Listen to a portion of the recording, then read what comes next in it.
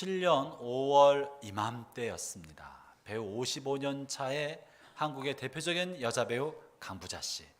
강부자 씨가 남편 이묵원 선생님과 결혼 50년 금혼식을 이맘때 올린 것이 세간에 화제가 된 적이 있었어요. 결혼 50년 금혼식을 한 게 무슨 큰일이라고. 그런데 그것이 뉴스를 탔었던 이유는 당시 지금도 사회적 분위기가 황혼 이혼이 한참 많아질 때, 황혼 이혼과 또 요즘에는 졸혼, 심지어 휴혼, 온갖 것들이 이렇게 막 만들어지고 있어요. 부부가 평생의 약조를 맺고 10년, 20년, 30년, 50년, 60년 한결같이 그 길을 간다는 건 이제는 쉬운 일이 아닌 게 됐습니다. 아쉽고 가슴 아픈 거는 이것은 세상 사람들에게만 그런 것이 아니라 불행하게도 통계청 통계에 의하면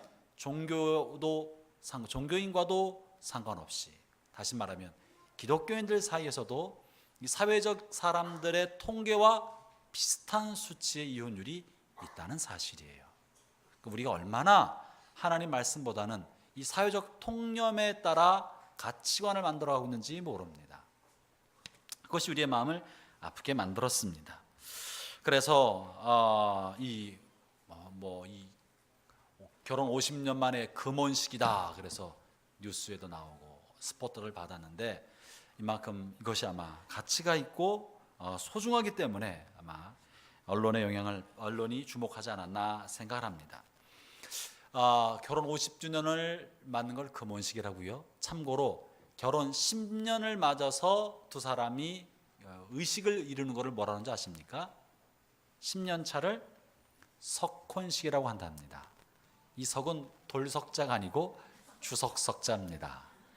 주석 반지나 주석 제품을 부부가 서로 교환하면서 지난 10년 결혼의 약속을 지키고 앞으로도 계속 이 서로를 향한 사랑과 헌신의 약속을 지켜나가자 하는 마음으로 10년 만에 석혼식을 하는 거고요. 결혼 20주년 되는 때에는 도혼식이라고 하고, 도자기도 자라 써서 자기 선물을 준답니다. 뜨거운 불에 구워서 불같이 시련을 견뎌낸 20년을 서로 축하하고 또 남은 생애를 견고하게 나가도록 약속하는 도혼식. 25주년은 은혼식, 30주년을 진주혼식이라고 한답니다. 진주를 주고받는 거예요.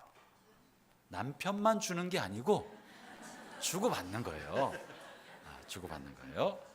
40주년은 루비혼식, 50주년을 금혼식, 60주년을 회혼례, 60년 회갑이 돌아왔다, 회혼례라고 말하기도 하고, 서양에서는 금강혼식, 금강석 다이아몬드를 주고받아서 금강혼식이라고 합니다. 60주년을 그렇게 말하기도 하고 75주년을 그렇게 말하기도 한답니다. 이처럼 서로가 보석을 주고받으면서 처음 맹세한 결혼의 서약, 주례 앞에서 하나님 앞에서 많은 사람 앞에서 했던 그 서약을 우리 잊지 말자. 고난이 있고 어려움이 있고 때로 서로 보고 상처받고 마음이 아프고 힘들어도 우리 처음 그 약속을 끝까지 신실한 마음으로 보석같이 간직하고 이어가자 하는 마음으로 그런 결혼기념일을 해나가는 겁니다. 여러분 가운데 지금 이야기한 석혼, 도혼, 은혼, 진주혼, 루비혼, 금혼식에 해당하는 분들이 계시죠. 나 이제 1년 남았네, 2년 남았네 카운트하는 분들이 계실 거라고 생각합니다. 결혼의 그 굳은 서약을 다시 한번 확인하는 시간들을 갖기를 바랍니다. 그러면 왜 우리가 결혼식을 하고 나서 많은 시간이 지난 다음에 10년 단위로 15년 단위로 다시 특별한 결혼기념일이 필요한 것입니까? 그것은 가까운 사람일수록, 친한 사람일수록 익숙함 때문에 그의 소중함을 잊어버리고 사는 경우가 너무나 많기 때문에 그렇습니다.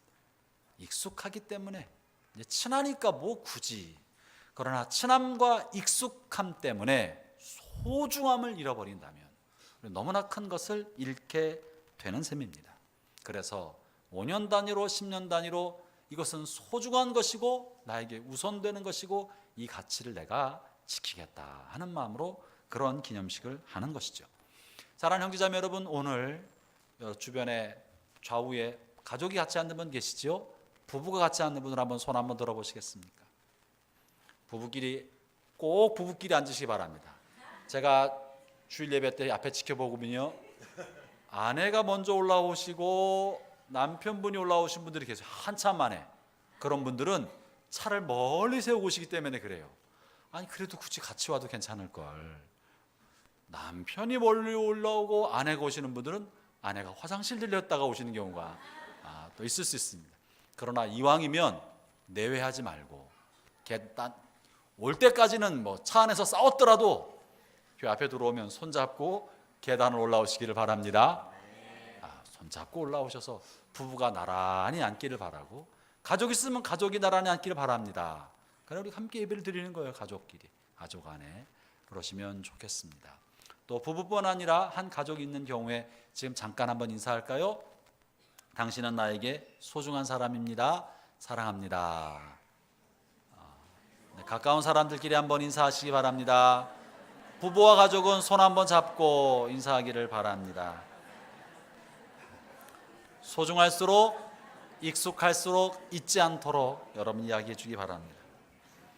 저는 오늘 다시 복음으로라는 제목으로 하나님 말씀을 전하고자 합니다. 왜 우리가 다시 복음으로라는 이야기를 들어야 합니까? 왜 다시 복음으로 돌아가야 합니까? 왜 다시 복음으로, 복음을 다시 들어야 할 필요가 왜 있겠습니까? 그것은 복음도 너무나 소중한 것인데 우리가 너무 익숙하게 사용하기 때문에 그 소중한 가치를 잊어버리고 살기 때문에 그러한 것입니다. 복음은 우리에게 절대적으로 소중한 선물입니다. 아멘. 하나님 우리 가운데 주신 최고의 선물인 거예요. 예수 그리스도로 말미암아 우리에게 주신 생명의 복음. 근데 이 소중한 것이 너무 익숙하기 때문에 우리가 그 가치를 잊고 있는 것이 아닌가 생각합니다. 그래서 우리는 때때로 결혼식을 특별한 날을 기념해 다시 반복해서 마음에 새기는 것처럼 복음에 대해서도 그 소중함 때문에 마음의 그 소중함의 가치를 때때로 다시 상기하고 마음에 다짐할 그런 필요가 있는 것입니다. 두 번째는요, 감격의 시간이 지나가면 매너리즘에 빠지기 쉽기 때문에 그렇습니다. 여러분, 사람의 감정은 쉽게 무뎌집니다. 그 감각을 쉽게 잃어버립니다.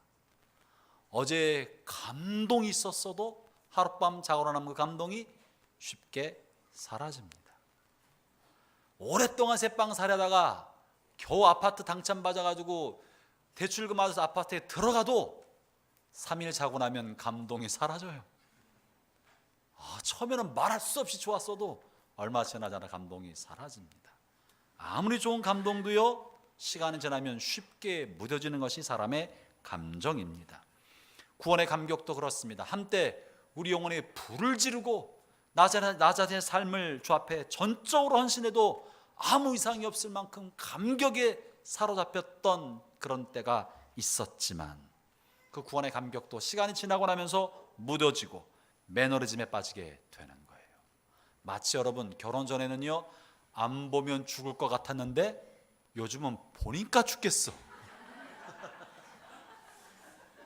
이 문제가 생긴 거예요. 문제가 있는 거예요. 신앙의 감격도 늘 다시 새로워져야 합니다. 그래서 우리가 다시 복음으로 복음의 감격을 우리 안에 환기시킬 필요가 있는 것이죠. 셋째, 복음은 여전히 능력이기 때문에 그렇습니다. 나의 감동은 사라지고 구원의 감격도 바싹 말라 갈지 몰라도 하나님의 은혜와 십자가의 사랑이 옛날엔 듣기만 해도 눈물이 났지만 지금은 밍숭밍숭하고 심란하고 주일날 예배 올 생각만 하면 마음이 무거워지는 사람이 있을 수도 있지만 변한 것은 복음이 아니라 내가 변질된 것뿐입니다. 복음은 바뀌지 않았습니다. 예수 그리스도가 어제나 오늘이나 영원토록 동일하신 것처럼 예수 그리스도의 생명의 복음은 어제나 오늘이나 앞으로도 영원토록 변함이 없습니다. 나를 처음 만나줬을 때 그 복음은 여전히 생생하게 살아있는 복음인 거예요. 구원받은 주님의 거룩한 사도들이 생명 걸고 전했던 그 복음의 감격은 2000년 전한 지금도 여전한 것이에요. 그러므로 우리가 다시 한번 이 복음의 감격, 구원의 감격, 복음의 은혜를 우리 속사람으로부터 회복할 필요가 있는 것입니다. 저는 오늘 이 다시 복음으로 말씀을 통하여 저나 여러분이 우리 영혼 깊은 곳에 구원의 감격의 불이 붙기를 바랍니다. 복음에 대한 확신이 다시 한번 불처럼 일어나기를 축원하는 것입니다. 그러면 먼저 복음을 알기 위해서는 나는 누구인지부터 알아야 합니다. 형제자매 여러분, 우리는 누구입니까? 인간은 도대체 어떤 존재입니까? 하나님의 은혜는 나에 대한 올바른 이해로부터 출발하는 것입니다. 종교학자 존 칼빈은 그의 대표적인 명저 기독교 강요 제1장 첫 문장이 이렇게 시작합니다.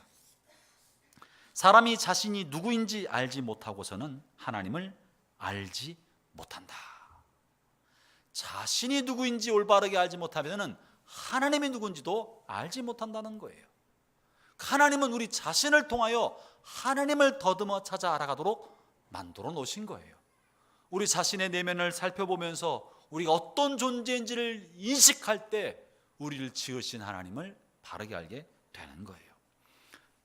뿐만 아니라 이 문장이 지나고 몇 문단 지나지 않아서 칼빈은 이런 얘기를 또 이야기합니다. 그 어느 누구도 하나님을 응시하지 않고서는 자기 자신이 누구인지 올바로 살펴볼 수가 없다. 인간은 분명히 먼저 하나님의 얼굴을 응시하고 나서야 그 다음으로 자신을 세밀히 검토하지 않는 한 결단코 자기 자신에 대한 온전하고 올바른 이해를 얻을 수 없다. 이 상호 보완적인 거예요. 나를 알지 못하고서는 하나님을 알지 모르는 것처럼 하나님을 먼저 바라보지 않고서는 나 자신이 진짜 어떤 존재인지 알지도 못한다는 것입니다. 형제자매 여러분, 왜 그렇습니까?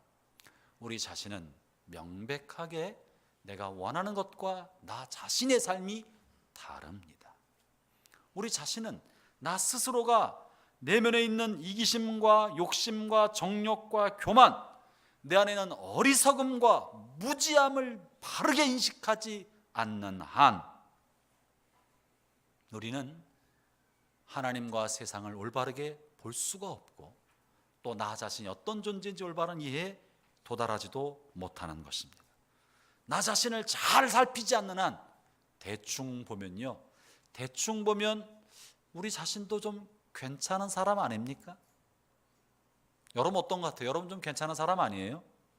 제가 먼저 말씀드릴까요? 제가 보는 여러분은 괜찮은 사람들입니다. 그것도 꽤 괜찮은 분들입니다. 안 믿으시는 것 같은데 옆에 사람 얼굴 좀 쳐다보세요. 얘기 좀 해주세요. 형제님, 자매님, 집사님, 괜찮은 분이에요. 좋은 분이에요. 내가 보기에 여러분 평균을 훨씬 윗도는 분입니다. 너무너무 좋은 분들이에요. 괜찮은 분들이에요.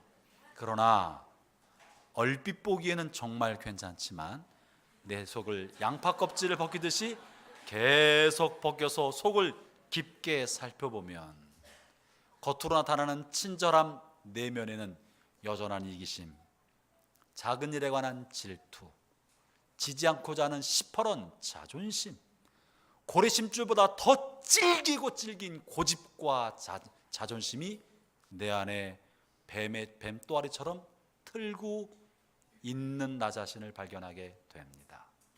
겉으로는 친절하고 매너 있고 정숙하고 꽤 괜찮은 사람처럼 보여도 마음 깊은 어둠의 한 구석지에는 음란과 정욕과 탐욕의 뱀이 또아리 트고 있는 모습을 부인할 수 없는 게 우리의 실체입니다.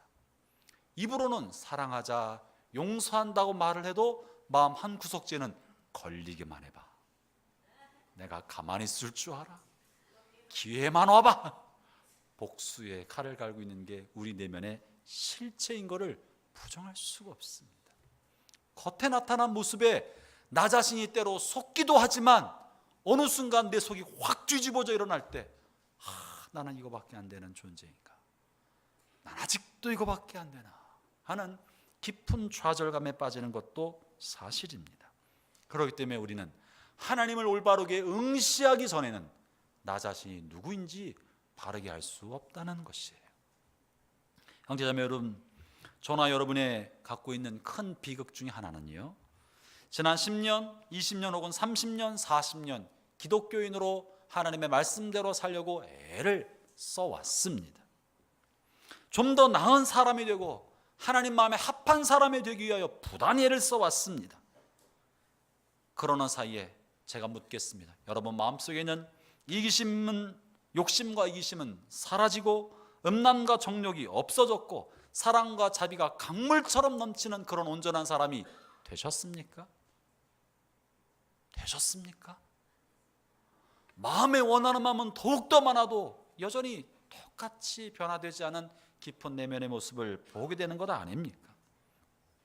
곰곰이 생각해 보면 바뀐 거는 겉에 드러나는 조금인 것이고 내 마음에 있는 내 자아의 실체는 큰 변화가 없는, 내가 이대로 살다가 앞으로 30년 더 살고 주님 앞에 설 때는 정말 부끄러움 없는 사람이 될까 생각하면 낙심, 좌절, 심지어 절망감을 느끼는 것이 우리 자신의 실체입니다. 저만 그런가요? 적어도 저는 그렇습니다. 적어도 저 자신은 주님을 대할 때 생각해 보면 참 잘 안 바뀐다. 겉으로는 잘 많이 바뀌었는데 속은 잘 안 바뀐다. 이 안에 있는 욕심과 이기심과 지지 않으려는 자존심과 교만한 마음은 애쓰고 힘써도 잘 사라지지 않는구나 하는 것을 발견하는 거예요.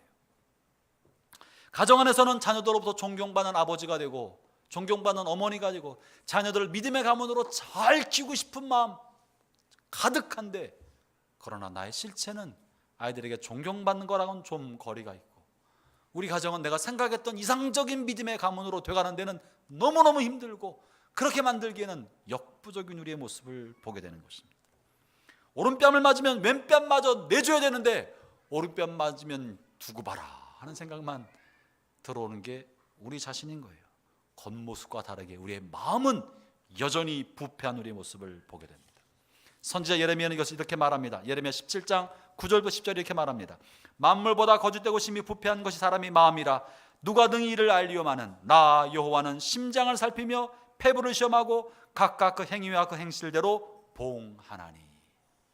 우리의 마음이 만물보다 거짓되고 부패했다고 말하고 있는 거예요. 우리들 스스로가 나 자신을 속이고 하나님 앞에서 부끄럽기 짝이 없는 모습을 볼 때가 너무 많습니다. 우리는 여전히 예나 지금이나 속속들이 속물이고 죄성 가득한 죄인일 뿐입니다. 모든 사람이 죄를 지었으므로 그 누구도 하나님의 거룩한 영광에 도달할 수 없습니다. 그것이 하나님의 준엄한 선언입니다. 로마 3장 24절에 말씀이신 것이죠. 함께 읽어볼까요? 시작. 모든 사람이 죄를 범하였음에 하나님의 영광에 이르지 못하더니. 이것은 우리에게도 동일한 거예요.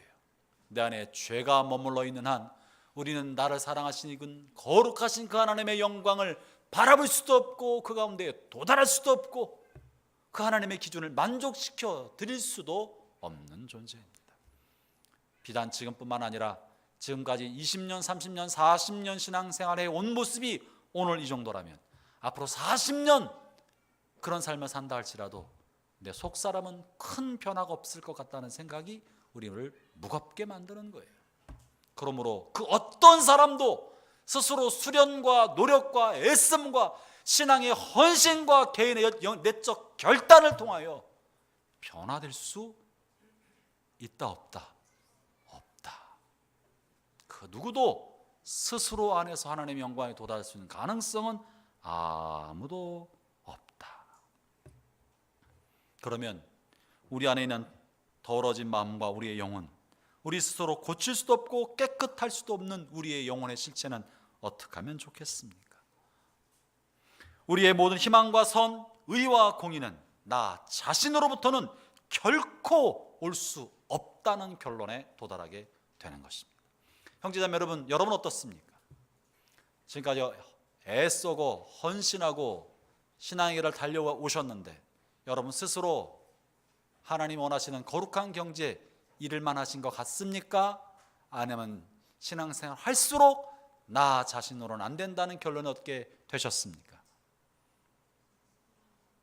대답 안 하셔도 돼요. 나 자신을 깊게 살펴볼수록 좌절입니다. 우리가 의롭게 되는 길은, 하나님이 원하시는 거룩한 수준에 도달하는 길은, 우리의 삶에 희망을 줄 수 있는 유일한 것은 나로부터 올 수 없고, 나와는 전적인 다른 전적 타자 제3의 세계 바깥으로부터 와서 죄악의 구렁텅이에 빠져있는 나 자신을 건져내기 전에는 우리 스스로는 이 죄악의 울타리와 죄악의 구덩이와 이 죄성으로부터 벗어날 수 있는 가능성이 아무도 없는 거예요. 그래서 우리에게는, 그리고 모든 사람에게는 우리를 죄악으로부터 건져줄 구원자가 필요한 것입니다. 아무도 안 되기 때문에 저나 여러분처럼 신앙생활을 열심히 한 우리도 우리가 원하는 기준에 도달하지 못했는데 일반 사람들이 어떻게 가능하겠습니까?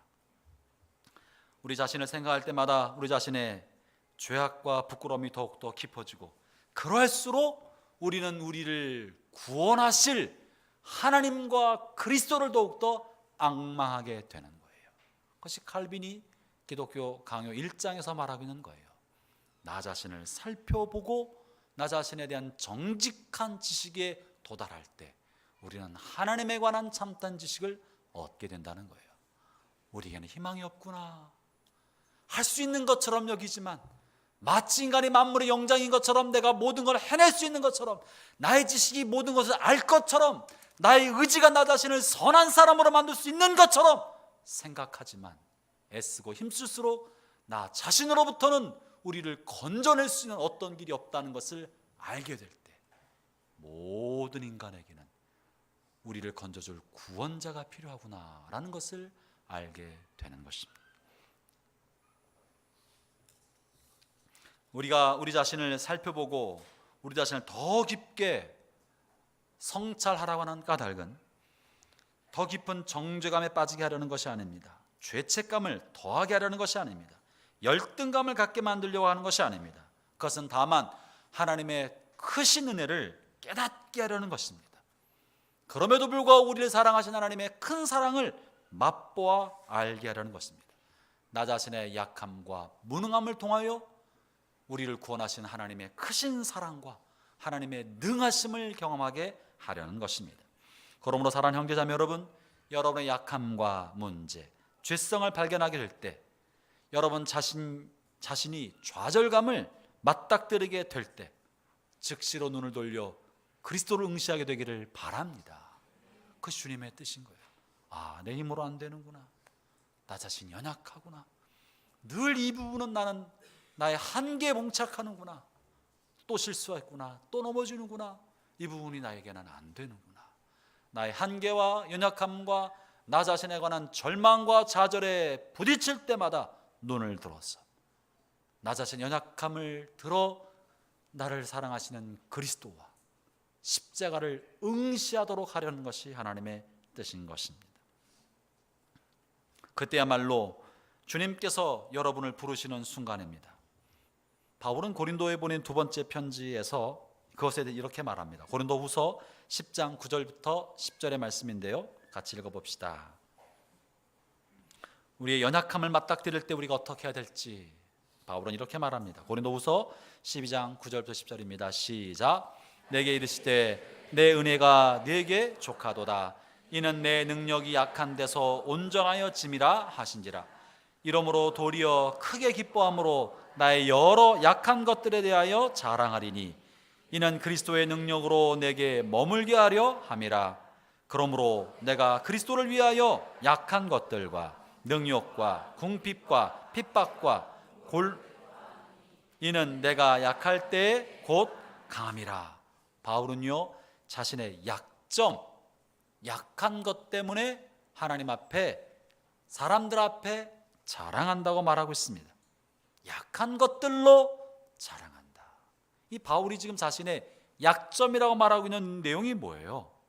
그것은 그 후에 언급하고 있는 것처럼 나의 그리스도를 위하여 나의 약한 것들, 능욕받음, 사람으로부터 멸시와 욕지거리를 듣고 비웃음을 당하는 것, 능욕인 거예요. 궁핍, 가난한 것, 가난하게 된 거, 핍박을 받는 거, 그다음 곤란한 지경에 처하게 된 거, 내가 스스로 해결할 수 없는 문제에 봉착하게 된 거, 이런 것 때문에 나는 기뻐한다. 왜냐하면 내가 약할 때 주님이 강하시기 때문에, 내가 약한 그 자리야말로 주님의 능력이 머무는 자리가 되기 때문에, 내가 할 수 없는 한계에 봉착하는 그 자리야말로 나로 하여금 하나님의 도우심을 구하게 만드는 자리요, 주님의 강한 능력이 임할 수 있는 통로가 되기 때문에 그러하다고 말하고 있는 것입니다. 형제자매 여러분, 연약하지 않은 사람이 어디 있겠습니까? 육체적으로 우리는 질병에 쉽게 시달리는 사람들입니다. 정서적으로 쉽게 낙심하고 때때로는 우울감이 우리 마음을 사로잡을 때가 많은 사람들입니다. 조금 잘 되면 우쭐해주고 교만해서 마치 내가 뭐나 된 것처럼 우쭐대기 좋아하는 사람들입니다. 조금만 누가 나에게 나쁘게 말하면 크게 좌절하고 열등감에 빠지고 화나기 쉬운 사람들입니다. 뭔가 좋은 일이 생기면 쉽게 그것을 마음에 우상으로 삼아서 몰입하기 좋은 사람들입니다. 사회적 관계에 어려움을 겪는 사람들이고요, 경제적인 어려움을 겪는 사람들이고요, 관계가 어려움이 생기면 어떻게 해결할지 몰라서 동동거리는 연약함이 많은 사람들입니다. 우린 그럴 때 어떻게 해야 됩니까? 왜 나에게 이런 문제가 생기지? 예수 믿는 나에게 왜 이런 일이 자꾸만 생기는 거지? 그러할 때 형제자매 여러분, 주님께 나가기를 바랍니다. 주님, 나는 못해요. 안 돼요. 이게 나의 한계예요. 어떻게 해볼 길이 없네요. 주님 도와주십시오. 하나님의 은혜를 구하고 주님의 강함이 임할 수 있도록 하나님의 도움을 요청해야 하는 시간이 된 것입니다. 주님 우리에게 주시겠다 약속하신 것은 모든 것을 해결해 주겠다고 하는 것이 아니라 주님 우리 곁에 계시겠다는 거예요. 함께 해주시겠다는 거예요. 고통의 터널 함께 지나게 해주겠다는 거예요. 바울은 이 이후로도 여전한 궁핍과 핍박과 곤란과 능욕을 계속 당했으나 그러나 그로 말미암아서도 여전히 감사하는 삶을 살았던 것입니다. 사랑하는 형제자매 여러분, 우리 주 예수님께서 저와 여러분의 모든 약한 것들, 우리의 반복되는 죄와 나쁜 습관, 고쳐지지 않는 모난 성격과 세상에 기웃거리는 옛 성품, 예수를 믿어도 또 오래 믿어도 잘 변화되지 않는 이런 연약하고 우둔한 우리의 내면의 못된 성품, 이것들을 위하여 주님이 십자가 달려 죽으셨습니다. 늘 말씀을 듣고 말씀대로 살려고 하지만 여전히 내 마음대로, 내가 좋아하는 대로, 내가 마음에 원하는 대로 삶을 살아가는 고집불통이고 변화되지 않는 이 못난 우리를 위하여 주님이 십자가 달려 돌아가신 것입니다. 그리고 뭐라고 하는 줄 아셔요? 그리고 우리를 향하여 괜찮다, 내가 너를 의롭다 여겨 주마. 할렐루야. 우리가 의로워서, 괜찮아서, 괜찮다, 의롭다고 여겨준 것이 아니라 늘 습관적으로 죄를 반복하고 순종하겠다고 하고 불순종하고 주님 따르겠다고 하고 거역하고 사랑하겠다고 하고 이기적으로 살아가는 일이 늘 반복돼도 의롭다고 여겨 주신 것입니다. 할렐루야. 이게 사실인 거예요. 우리가 잘하지 못해도 괜찮다, 너 잘했다, 너 잘했다라고 여겨 주신 것입니다.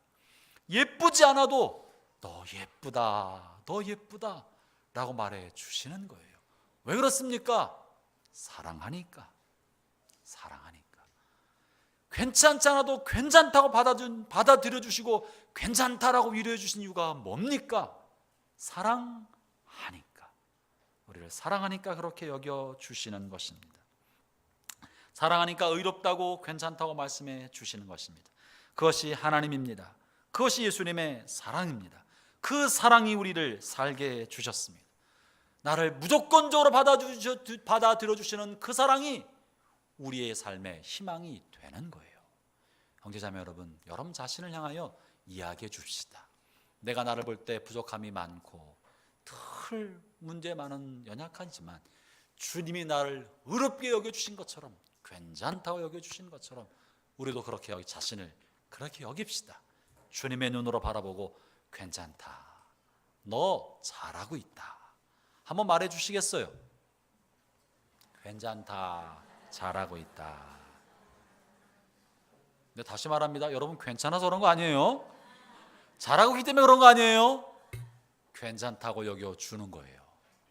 잘하고 있다고 여겨주시는 거예요. 왜? 무엇 때문에요? 크게 얘기해 볼까요? 무엇 때문에요? 사랑하니까. 사랑하니까. 주님이 날 사랑하시니까 괜찮다, 잘했다, 의롭다 여겨주시는 것입니다. 그게 칭의라고요. 칭의. 의롭다고 여겨주시는 것입니다. 그렇기 때문에 우리에게 삶에 소망이 있습니다. 주님 우리를 의롭다고 여겨주지 않으신다면 우리의 삶은 희망이 없어요. 100년 수련을 하고 돌을 닦고 별것을 다 해도 우리의 죄성은 사라지지 않는 거예요. 희망이 없는 거예요. 그러나 주님이 대신 죽으시고 죄값을 대신 감당하시고 우리를 위하여 주님의 거룩함을 내게 대신 입혀주시고 의롭다 여겨주심으로 우리에게는 희망이 생기고 소망이 생긴 것입니다. 그게 복음입니다. 의롭지 않는 사람을 의롭다 여겨주시고 사랑받지 못할 만한 사람을 사랑한다고 말해주시고 예쁘지 않은 사람을 예쁘다고 말해주시고 괜찮은 사람을 괜찮다고 말해주시고 우리를 자녀 삼아주시고 천국 백성 될 수 없는 사람을 천국 백성으로 삼아주신 것, 그리고 그 모든 대가는 당신 자신이 십자가에서 지불하신 것, 이게 복음입니다. 형제자매 여러분, 여러분과 저는 이 복음을 선물로 받은 사람입니다. 할렐루야.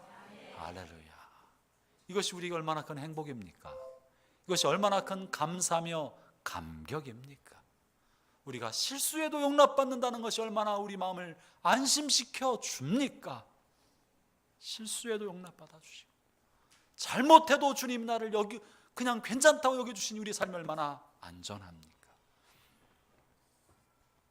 로마서 5장 6절부터 8절에 이렇게 말씀하십니다. 같이 한번 읽어보도록 합시다. 시작. 우리가 아직 연약할 때 기약대로 그리스도께서 경건하지 않는 자를 위하여 죽으셨도다. 의인을 위하여 죽는 자가 쉽지 않고 선인을 위하여 용감히 죽는 자가 혹 있거니와 우리가 아직 죄인 되었을 때 그리스도께서 우리를 위하여 죽으심으로 하나님께서 우리에게 대한 자기의 사랑을 확증하셨느니라. 우리가 아직 연약할 때, 여전히 죄 가운데 있을 때, 하나님 원하는 뜻대로 살지 못할 때, 나 자신이 볼 때도 부끄러운 지경에 있을 때, 내가 아직 죄인 됐을 때 그리스도께서 나처럼 경건하지 못한 자를 위해서 죽으셨습니다. 여전히 죄인으로 있을 때 죽기까지 사랑하셨습니다. 그리고 자신의 피값으로 우리의 죄를 대신 갚아주셨습니다. 그리고 마치 죄가 없는 사람처럼 여겨주신 것입니다. 형제자매 여러분, 이 생명의 복음을 저와 여러분은 받은 사람들입니다. 놀라운 사실은요, 이 사랑이 우리를 변화시키는 능력이 있다는 거예요. 우리의 삶을 변화시키는 능력은 강한 채찍에서 나오는 것이 아니고 감당할 수 없는, 상상할 수 없는 사랑의 힘이 우리 자신을 변화시키는 능력이 됩니다. 왜 우리의 삶이 변화가 별로 없습니까? 나를 사랑하신 그 큰 사랑을 의식하지 못하니까 삶의 에너지가 떨어지고 활력이 떨어지고 나의 삶을 변화시켜 나가는 긍정의 힘이 약화되어 가고 있는 것입니다. 그러나 참다운 사랑, 나 자신을 있는 그대로 받아들여주신 하나님 아버지의 사랑과 예수 그리스도의 사랑이 다시 한번 내 마음을 적시기 시작하면 저와 여러분의 삶은 활력을 얻게 될 것입니다. 감동이 살아나게 될 것입니다. 삶의 에너지를 얻게 될 것이에요. 아침마다 눈 뜨는 그 시간은 행복에 가득 찬 시간이 될 것이에요. 왜냐하면 하나님이 나에게 여전히 희망을 두고 계시고 나에게 새로운 한 날을 선물로 주셨고 우리가 무엇을 하든지 간에 우리를 하나님께서 버리지 아니하시고 있는 그대로 받아들여 주시고 나에게 선물로 준 하루가 열렸기 때문에 형제자매 여러분, 주의 이름으로 축복합니다. 여러분은 좋은 사람입니다. 괜찮은 사람입니다. 하나님 여러분을 그렇게 여겨주십니다. 이제 우리는 어떻게 합니까? 내가 그런 사랑을 받았으면 우리도 그 사랑의 빚진 자가 되어서 다른 사람을 그렇게 사랑해야 하는 것이에요. 이것이 오늘 본문 로마서 1장 14절의 말씀입니다. 함께 읽어보겠습니다. 로마서 1장 14절입니다. 시작. 헬라인이나 야만이나 지혜 있는 자나 어리석은 자에게 다 내가 빚진 자라. 헬라인은요, 문명화된 그리스 사람을 말합니다. 야만인 멀리 떨어져 문명화되지 못한 그런 사람들, 제3세계 사람들, 그리고 어리석은 자나 지혜 있는 사람이나 물어나고 똑똑한 사람, 배운 사람이나 그러지 못한 사람 누구를 막론하고 나는 모든 사람을 향하여 빚진 사람이다. 이게 바울의 고백이에요. 무슨 빚을 졌습니까? 무슨 돈을 껐습니까? 무슨 사랑의 빚을 졌습니까? 바울은 아무에게도 아무런 빚을 지지 않았습니다. 바울이 진 빚은 사람에게 빚을 진 것이 아니라 누구에게 빚을 진 거예요? 하나님께 빚을 진 거예요. 받을 수 없는 사랑을 하나님께로부터 받았는데 이제 하나님으로부터 받은 그 사랑의 빚을 사람들을 향하여 갚도록 빚을 졌다고 말하고 있는 셈입니다. 형제자매 여러분, 여러분은 그리스도로 말미암아 갚을 수 없는 그 빚을 진 것이 틀림없습니까? 아멘. 괜찮지 않은 사람을 괜찮다고 여겨주시고, 사랑받지 못할 만한 사람을 사랑한다고 해주시고, 예쁘지 않은 나를 예쁘다고 말씀해 주시고, 그 사랑을 받았다고 해요.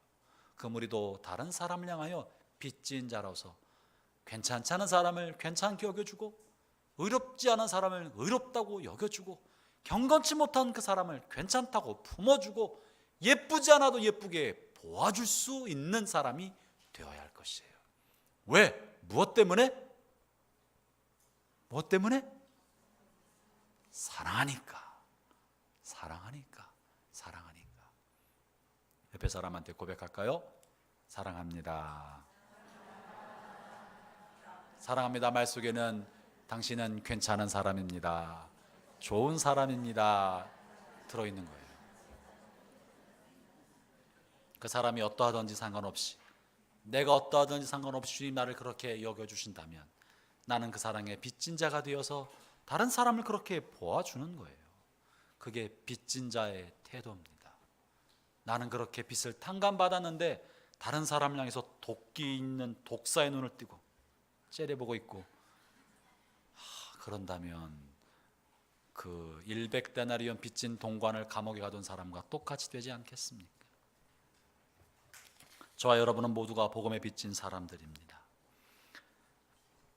이 빚을 그러면 이제 어떻게 갚습니까? 14절과 15절에 이렇게 말합니다. 바울은 자신이 받은 빚을 이렇게 갚겠다고 말하는 것이죠. 14절 15절 다시 이어서 읽어보겠습니다. 시작. 다 내가 빚진 자라. 그러므로 나는 할 수 있는 대로 로마에 있는 너희에게도 복음 전하기를 원하노라. 아멘. 우리가 사랑의 빚진 자이므로 사랑하는 삶을 살아가고, 그 사랑의 최정점은 나를 변화시킨 그 사랑의 복음, 십자가의 복음을 전파하는 것입니다. 내가 주는 사랑은 작은 사랑이요, 크지 못한 사랑이요, 나 자신의 연약함에 한계를 가지고 있지만 그리스도의 사랑, 하나님의 사랑, 십자가의 사랑은 무한하기 때문에, 한이 없기 때문에, 주고 또 주어도 부족함이 없기 때문에 그 사람으로 하여금 십자가의 사랑을 누릴 수 있도록 복음을 전파하는 것이 빚진 자의 삶인 것이에요. 그것이 빚을 갚는 삶인 것입니다. 사랑하는 형제자매 여러분, 저나 여러분이 빚진 자로서 사랑을 실천할 뿐만 아니라 이 사랑이 참된 근원 대신 십자가의 사랑, 그리스도의 사랑을 전파하는 삶을 살기를 바랍니다. 그게 복음의 삶인 것입니다. 이제 16절에 바울은 이렇게 선언합니다. 16절 시작. 내가 복음을 부끄러워하지 아니하노니 이 복음은 모든 믿는 자에게 구원을 주시는 하나님의 능력이 됨이라. 첫째는 유대인에게요 또한 헬라인에게로다. 복음은 능력입니다. 복음은 우리의 삶을 변화시키는 하나님의 능력입니다. 복음은 십자가의 사랑입니다. 그 사랑이 우리의 삶을 변화시키는 것입니다. 사랑이 목적과 희망을 잃어버린 사람에게 희망을 선물해 줍니다.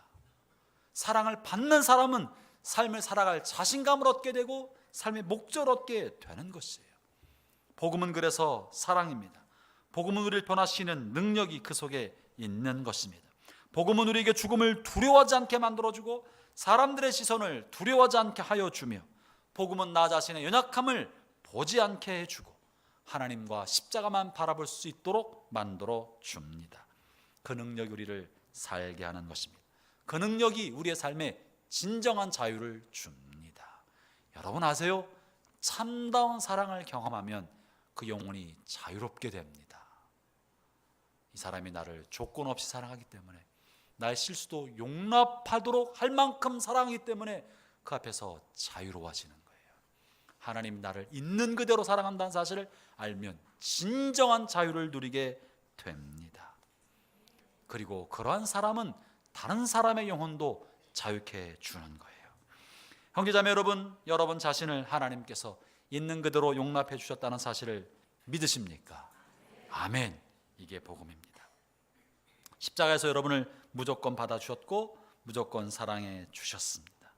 이제 따지지 않고 묻지 않고 그 사랑받은 여러분, 이 세상에서 사랑을 전파하고 그 사랑에 충만한 삶을 살기를 축원합니다. 이 한 주간 제 생각에 우리 모든 성도들이 무조건적으로 내가 하나님 앞에 용납받았다는 사실을 한 주간 내내 마음에 묵상하기를 바랍니다.